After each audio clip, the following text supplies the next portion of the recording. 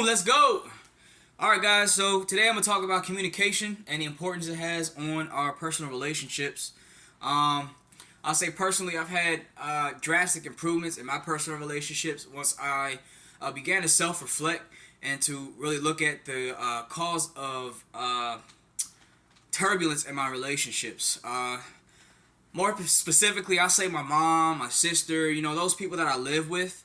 And as I've gotten older now, my fiance, and close friends. So I want to make sure that you understand that it's not all about you. It's not all about how you feel, because other people really don't care most of the time how you feel.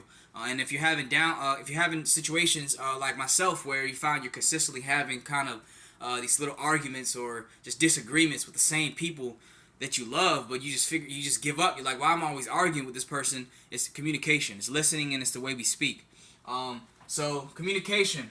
We have multiple kinds of communication. We have verbal communication. We have our body language. Okay.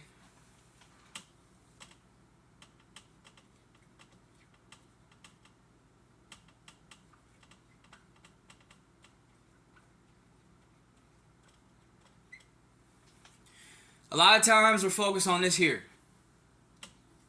We're focused on what we're saying. What we're saying is not always as important as how we're saying it, okay? And how we say it depends on who we're talking to, alright? So, who are you talking to, and how are you saying it is important. For me, my sister, I learned that it didn't matter what I said to her. It was not going to matter. She was going to get pissed off, and she was going to start blaming me for how she felt. So I realized that the best way for me to deal with her was to stop saying anything completely. Other than, hi, how you doing, I love you, and goodbye. And that's unfortunate, and we sometimes, as an older brother, I wanted to help her, but I realized that what I was saying was not matching the who, and how I was saying it was not matching the who. So take the time to reflect on the conversation that you're having with the people that you have turbulence with, and ask yourself those questions. Am I talking to this person in a way that's going to match who they are, how they think? And then body language.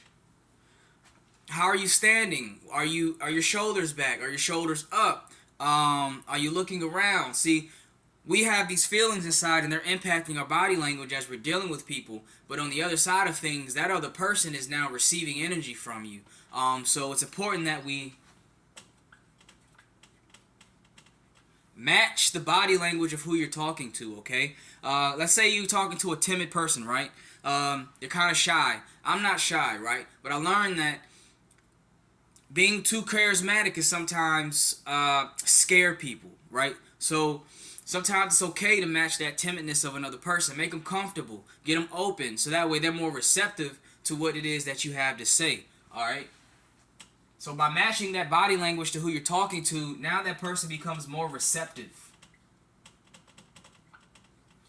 right? And as that person becomes more receptive, now you have more leverage in the conversation to now persuade that person, right?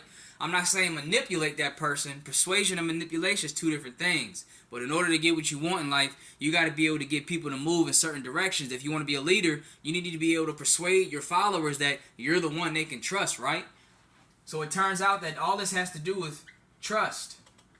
Here,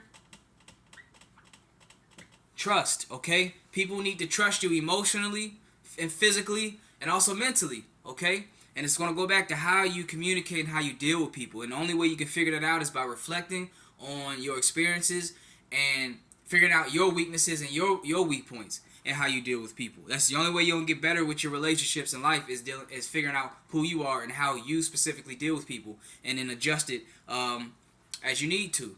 And that's just a little game for today. This is Hassan with Elevate Your Life. Stay tuned. Peace.